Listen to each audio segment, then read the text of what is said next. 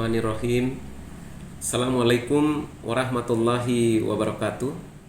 Selamat siang, salam sejahtera untuk kita semua, saudara semua, warga masyarakat Maluku Tengah yang kami hormati dan kami cintai.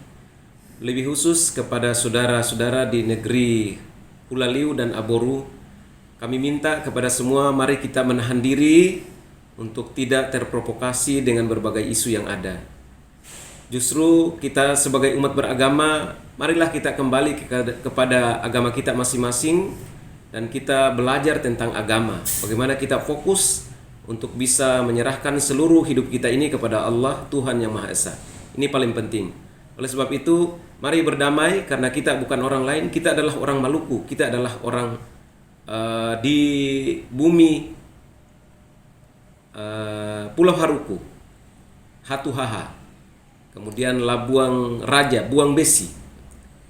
Demikian, mudah-mudahan ini menjadi sesuatu yang terbaik bagi kita semua. Assalamualaikum warahmatullahi wabarakatuh. Selamat siang, shalom. Terima kasih sudah nonton. Jangan lupa like, subscribe, dan share ya.